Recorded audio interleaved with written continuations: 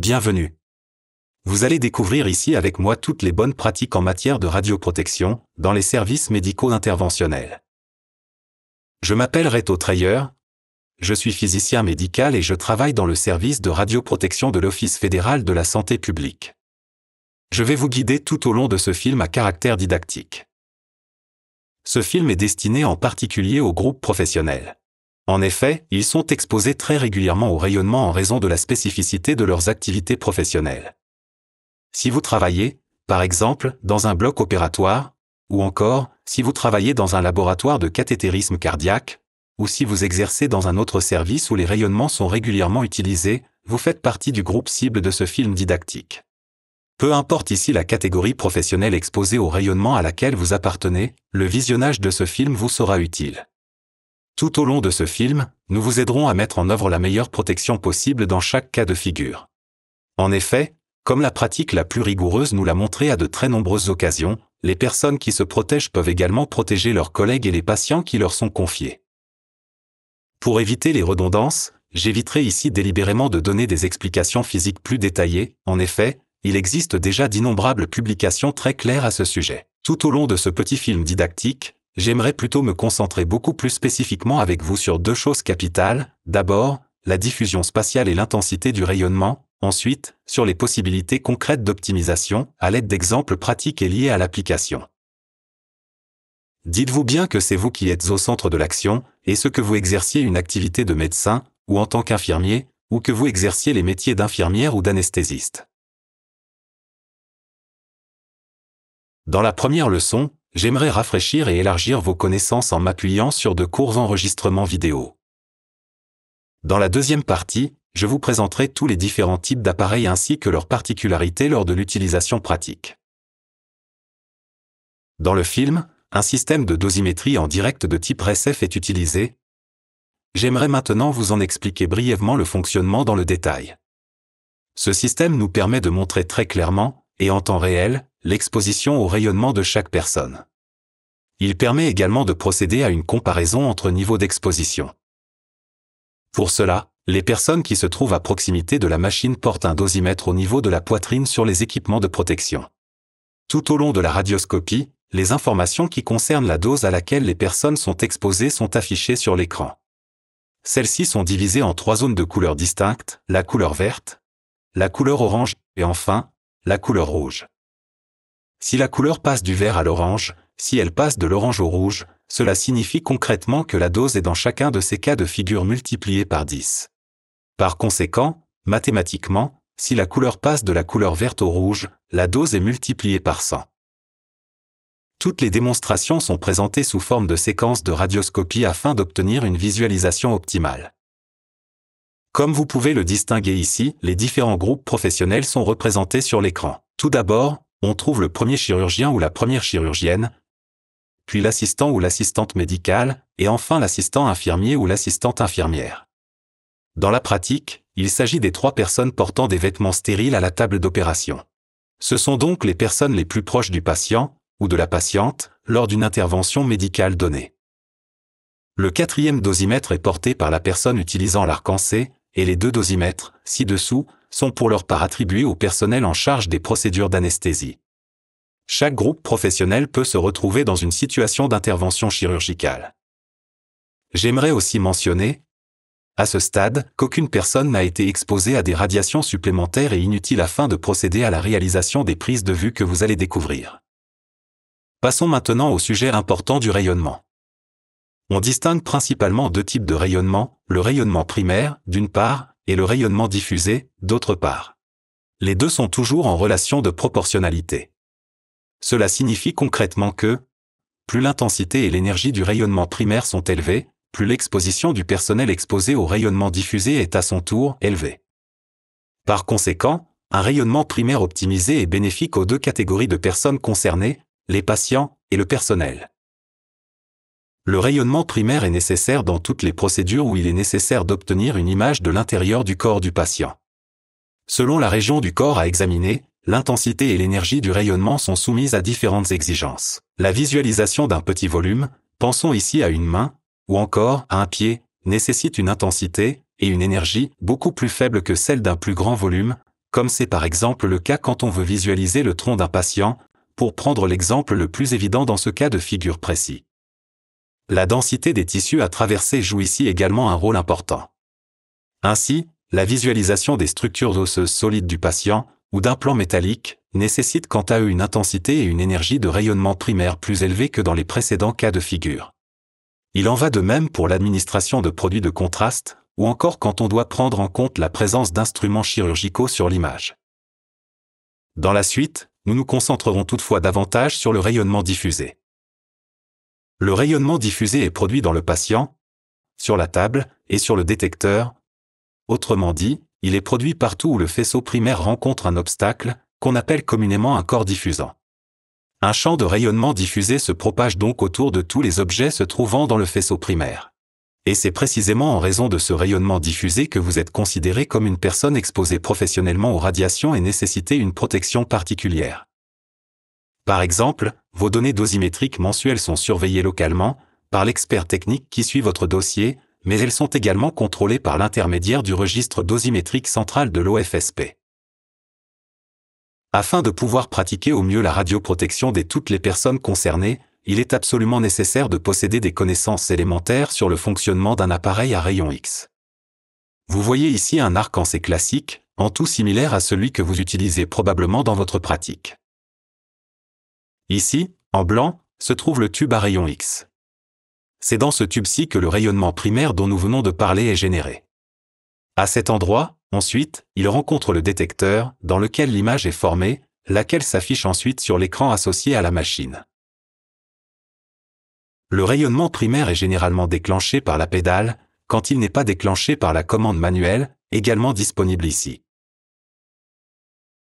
Enfin, vous voyez ici, du côté gauche de notre prise de vue, la console de commande sur laquelle les réglages techniques peuvent être effectués par l'opérateur, pour générer, tout comme pour procéder à l'optimisation du faisceau. Je parlerai plus longuement de la procédure spécifique à l'optimisation du faisceau ultérieurement. Qu'en est-il, maintenant, du rayonnement diffusé? Le rayonnement primaire est, pour sa part, généré dans le tube. Il atteint, ensuite, le corps diffusant. Le traverse, pour, enfin, atteindre le détecteur. Mais où se trouve le rayonnement diffusé maintenant? Si au cours de la procédure le rayonnement primaire atteint le patient, il en résulte alors toujours un rayonnement diffusé. Comme vous pouvez le voir désormais, la partie du rayonnement diffusé à forte dose est ensuite rétrodiffusée, vers le tube. Cette partie rétrodiffusée du rayonnement diffusé ressemble, comme vous pouvez le voir, à un cône, dont nous avons pu constater que l'angle d'ouverture mesure environ 45 degrés. Étant donné que ce cône, comme je l'ai mentionné un peu plus tôt, est la zone qui présente l'intensité et l'énergie de rayonnement diffusé mesurables les plus élevées, il doit par conséquent être représenté en rouge sur notre écran. Si vous insérez maintenant d'autres cônes, vous pouvez alors clairement constater une réduction manifeste de la dose. Nous allons colorer également ces cônes. Le premier en orange foncé, le second en jaune et le dernier en vert. Prêtez attention à cette image, qui illustre clairement la distribution de la dose du rayonnement diffusé à partir de la position du tube à rayon X de notre appareil. J'y reviendrai à maintes reprises dans cette vidéo. Il est également important de mentionner et d'insister sur une chose capitale pour notre pratique, les couleurs du cône et les couleurs sur l'écran du système de dosimétrie en direct doivent absolument être considérées séparément. Contrairement à ce qu'on pourrait penser, il n'y a aucun lien ici. Cette échelle de couleurs n'annule pas non plus les principes fondamentaux de protection que vous connaissez déjà, il est toutefois toujours utile de les mentionner dans ce cadre pédagogique, à savoir le temps, la distance, les écrans. Elles visent tout simplement à les compléter. Les questions les plus importantes concernant l'orientation sont donc les suivantes, il est impératif de bien les retenir, tout d'abord, où se trouve le tube, et ensuite, quelle est ma position par rapport au cône de couleur. Quoi qu'il en soit, nous savons aussi que les images en disent plus long que les mots, alors commençons par la première leçon. Débutons par une situation d'intervention chirurgicale somme toute classique. Toutes les personnes concernées sont équipées de leur dosimètre et positionnées à leur place. Lors des prochaines prises de vue, vous pourrez le constater comme moi, aucune mesure de réduction de dose n'est encore prise. Notre appareil est, ici, placé en PA, autrement dit à l'arrière du patient. Il est réglé sur le mode automatique, ici, à 15 impulsions par seconde, et, dans ce cas précis, sans utilisation des diaphragmes. La région d'examen est, dans notre exemple, le tronc du patient.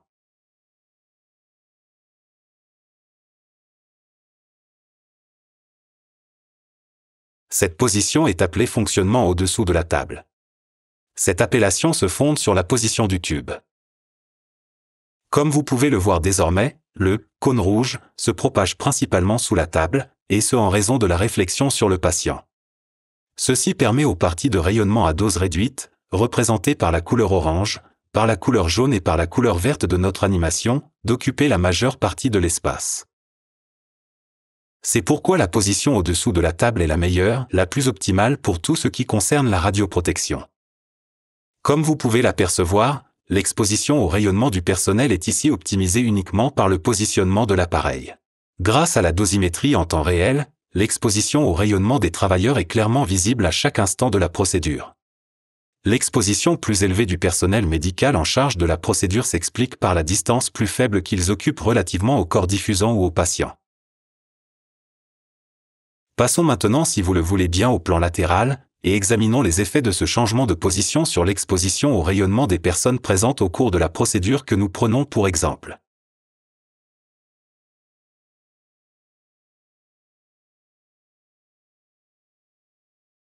Il est très clair pour nous que l'exposition au rayonnement a augmenté pour toutes les personnes concernées ici, et en particulier pour le médecin, qui se trouve debout du côté du tube, comme pour les collègues en charge des procédures relatives à l'anesthésie.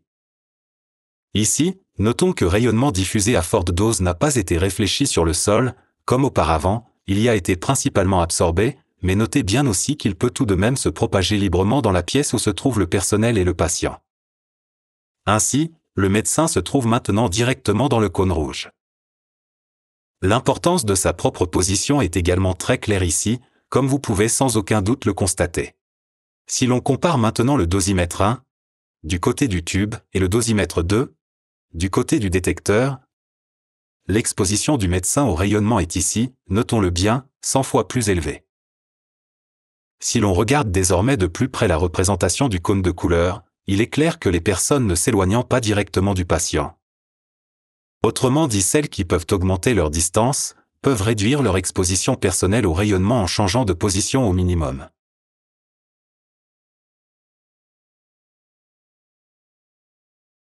Si vous faites partie des personnes travaillant régulièrement ou fréquemment avec ce réglage ou des réglages similaires, il est recommandé de vérifier votre dose au cristallin à l'aide de la double dosimétrie.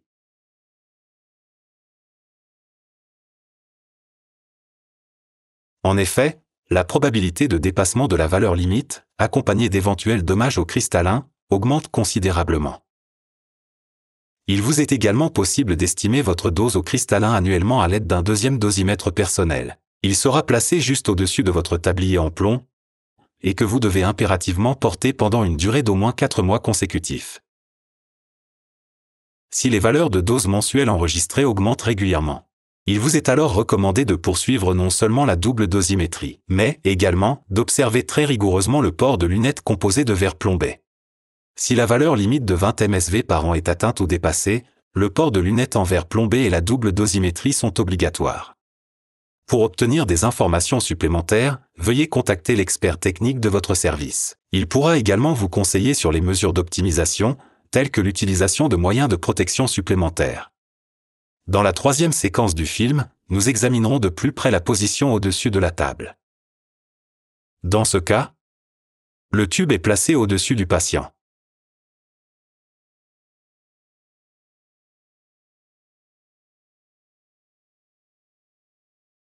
Dans cette technique de travail, tout comme dans la position latérale, le problème réside dans le fait que les zones du corps non protégées, mais sensibles, telles que le cristallin et la glande thyroïde, sont particulièrement exposées au rayonnement le plus élevé. Ce réglage avec un arc en C normal est un réglage plutôt exceptionnel en chirurgie.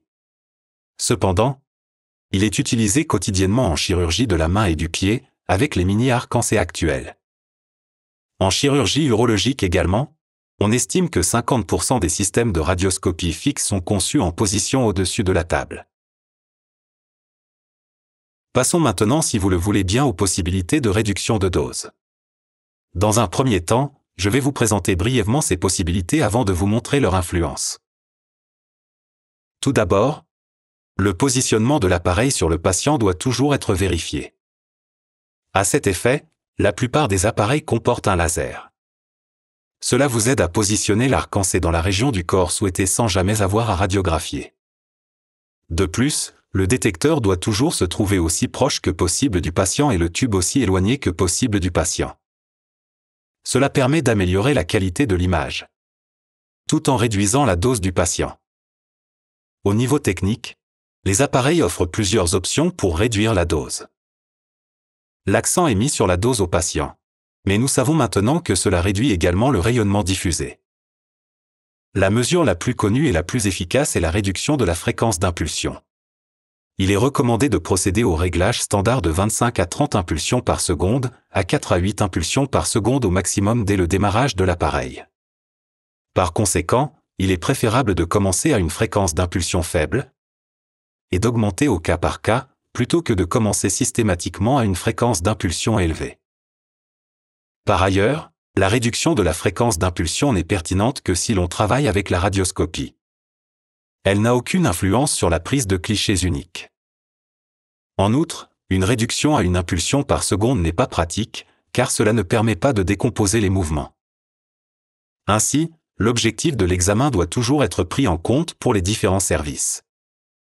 Les diaphragmes possèdent plusieurs fonctions et constituent un outil d'optimisation extrêmement important. Premièrement, l'utilisation des diaphragmes réduit la surface irradiée du patient. On obtient ainsi grâce à la diminution de la surface une réduction du produit dose surface. Deuxièmement, chaque volume irradié supplémentaire entraîne une augmentation du rayonnement diffusé. Et troisièmement, l'utilisation des diaphragmes est le seul moyen de modifier la forme et la taille du cône rouge. Utilisez la possibilité d'élaborer des programmes spécifiques à l'application avec les experts des entreprises de radiologie et votre physicien médical et de les enregistrer dans vos appareils. Ceci est particulièrement recommandé si plusieurs services utilisent les mêmes appareils. Vérifiez régulièrement ces paramètres et effectuez les ajustements nécessaires avec votre spécialiste d'application.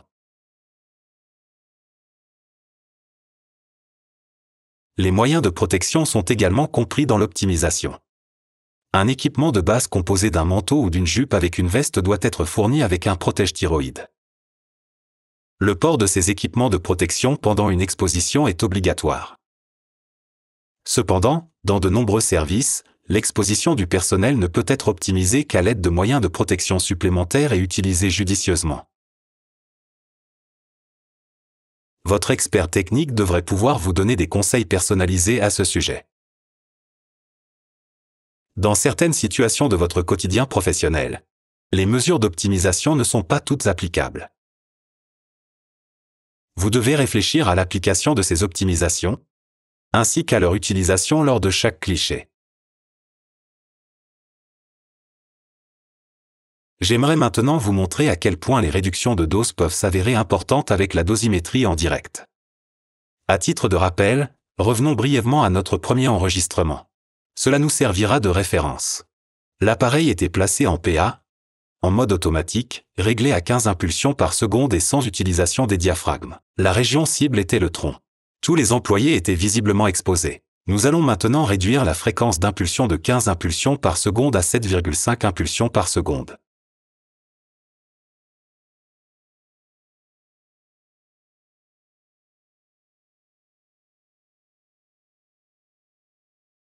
Comme vous pouvez le voir clairement, la dose a été réduite pour l'ensemble du personnel.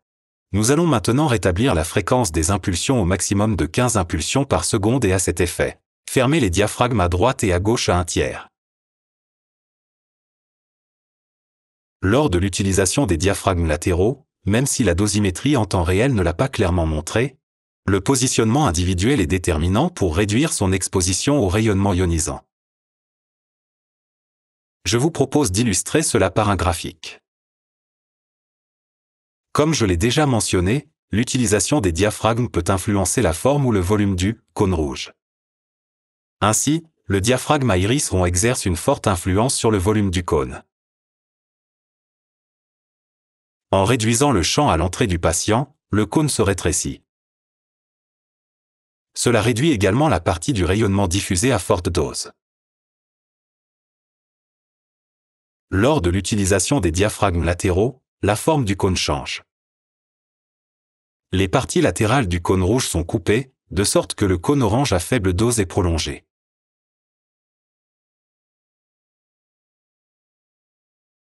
Une réduction significative ne se produit que si vous vous trouvez du côté de la coupe. Je voudrais maintenant vous montrer à quel point votre exposition peut être réduite en combinant la réduction de la fréquence d'impulsion et l'utilisation des diaphragmes. Pour cela, nous conservons l'ouverture restreinte et réduisons à nouveau la fréquence d'impulsion à 7,5 impulsions par seconde.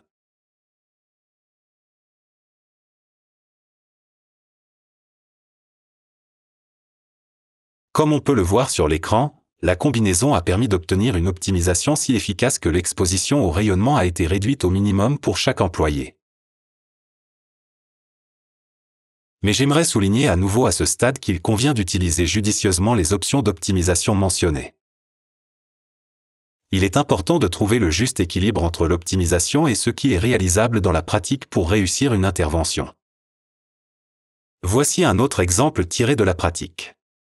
Deux situations sont présentées pour les opérations de l'épaule. Comparez vous-même l'incidence du changement de position du tube sur la dose du personnel.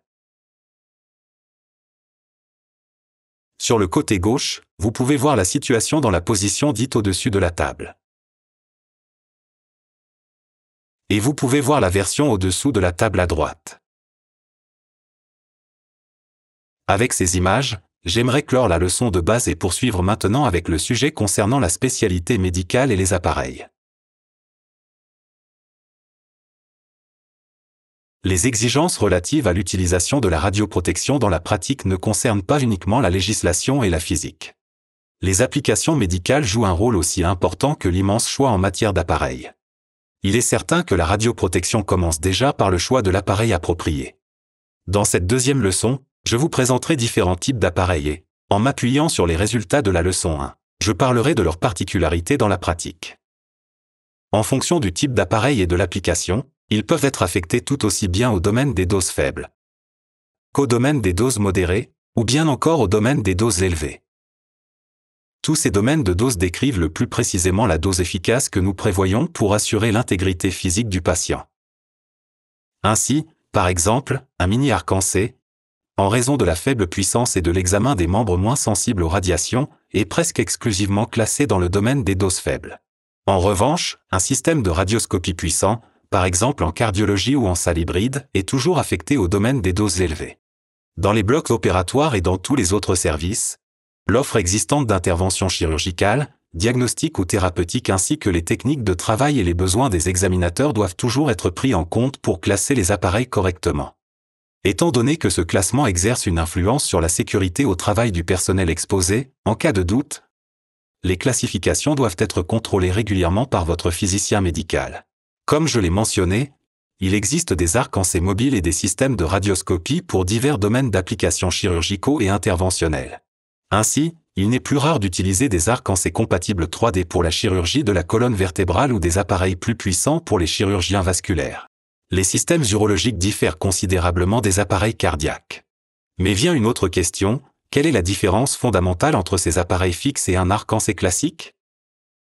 La différence réside dans la structure liée à l'application et dans le fait que ces appareils sont conçus avec une puissance de tube plus élevée pour fournir des images de meilleure qualité. La distribution du rayonnement diffusé reste la même, par conséquent, nous pouvons utiliser l'échelle de couleur pour le cône de la leçon 1, dans les exemples suivants. Dans des services tels que la cardiologie, l'angiologie, ou bien encore la neuroradiologie ou l'urologie, des systèmes de radioscopie fixe sont régulièrement utilisés de manière interventionnelle. D'une manière générale, ces appareils sont affectés au domaine des doses élevées. Contrairement aux arcs-en-C mobiles, ces appareils sont toujours accompagnés de moyens de protection supplémentaires, destinés aux utilisateurs. Ainsi, les paravents mobiles plombés, ou encore les suspensions plafonnières avec un écran plombé, ainsi que les bas-volets plombés, font partie de l'équipement minimal. L'exigence minimale relative aux équipements de protection du personnel, en particulier des médecins, est également plus importante. Ainsi, l'épaisseur doit impérativement avoir un équivalent en plomb d'au moins 0,35 mm, et le port de lunettes de protection plombées est obligatoire. En outre, dans ces services, la double dosimétrie est obligatoire. Cela permet en effet de pouvoir surveiller la dose individuelle au cristallin, ainsi que de garantir une estimation correcte de la dose efficace. Les différences au niveau de la structure de l'appareil sont parfois très importantes, c'est pourquoi je vais vous présenter leur utilisation dans un laboratoire de cathétérisme cardiaque et dans une salle d'urologie séparément.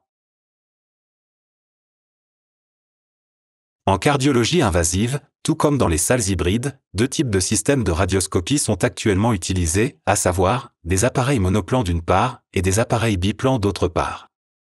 Cela signifie que l'appareil ne comporte ici qu'un, ou au maximum, deux tubes. Ces deux tubes sont disposés selon un montage perpendiculaire, l'un par rapport à l'autre. Les systèmes monoplans, pour leur part, ont une structure similaire à celle des arcs en C classiques. Étant donné qu'il est tout à fait possible d'utiliser les deux tubes en même temps dans les systèmes biplans, l'échelle de couleur des cônes qui correspondent à cet usage change ou s'élargit en conséquence. En outre, comme c'est également le cas pour les arcs en C, il est ici possible de positionner les deux tubes dans des plans totalement différents. Ainsi, à chaque changement de réglage correspond une situation différente. Par conséquent, il est recommandé que les personnes dont la présence n'est pas nécessaire et qui se trouvent à proximité immédiate du patient quittent la pièce pendant la radioscopie. Comme je l'ai mentionné, l'utilisation de moyens de protection supplémentaires est déjà la norme dans la grande majorité des cas. Cependant, et ce afin de clarifier les faits, je vais vous montrer en détail dans les deux vidéos suivantes à quel point l'exposition aux radiations serait élevée dans un système monoplan et biplan si nous ne disposions d'aucun moyen de protection adéquat à la situation.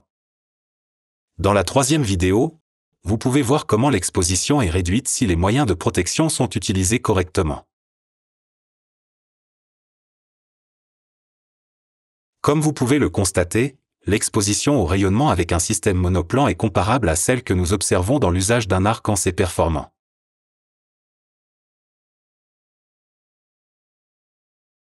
Au cours de l'usage d'un système biplan, on constate que l'exposition du personnel aux radiations est multipliée.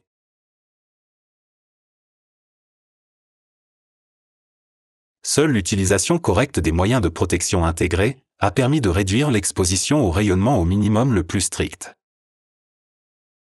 En conclusion, l'association entre l'optimisation technique et l'utilisation de moyens de protection spécifiquement adaptés à l'utilisateur permet d'améliorer de façon la plus efficace le niveau de protection contre les rayonnements. En conclusion, nous avons pu voir ici comment l'association entre l'optimisation technique et l'utilisation de moyens de protection spécifiquement orientés vers l'utilisateur permet d'améliorer très nettement le niveau de protection du personnel médical contre les rayonnements des machines. Nous sommes maintenant arrivés à la fin de ce film pédagogique. J'espère bien sûr vous avoir présenté la radioprotection axée sur la pratique de manière claire et intelligible. N'oubliez pas que dans le cadre de votre travail, vous êtes régulièrement exposé au rayonnement. Grâce à l'application d'une méthode de travail rigoureuse et optimisée de part en part, vous pouvez éviter d'être exposé inutilement aux radiations des machines, ainsi que vos patients. En tant qu'autorité d'autorisation et de surveillance en matière de radioprotection, l'OFSP soutient à tout moment les efforts que vous pourrez déployer pour réduire l'exposition de tous au rayonnement. N'hésitez pas à nous contacter si vous avez besoin d'aide ou d'informations concernant des sujets plus spécifiques relatifs à la radioprotection, ou encore, si vous avez des questions d'un ordre plus général. Vous pouvez aussi consulter notre site web, il contient de nombreuses informations. En ce qui concerne les applications spécifiques dans les domaines de doses modérées et élevées, votre physicien médical se tiendra bien évidemment à votre disposition pour vous conseiller et vous orienter.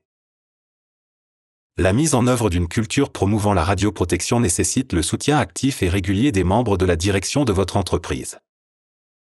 Rappelez-leur leurs devoirs, afin qu'ils assument pleinement leurs responsabilités dans ce domaine. En effet, et conformément à la législation sur la radioprotection, le titulaire de l'autorisation, ou les responsables d'une entreprise, sont également responsables du respect le plus strict des dispositions légales en matière de radioprotection. Le titulaire de l'autorisation est également tenu de définir le plus clairement et précisément les exigences en matière de radioprotection dans les directives internes de l'entreprise. Avant de vous dire au revoir, je tiens à remercier chaleureusement, au nom de l'OFSP, toutes les personnes qui ont permis de réaliser cette vidéo. En effet, la radioprotection est un travail d'équipe. Et nous avons pu réaliser cette vidéo grâce aux hôpitaux, aux entreprises de technologie médicale, de radiologie et de moyens de protection, aux centres de formation et au personnel soignant engagé. Merci beaucoup.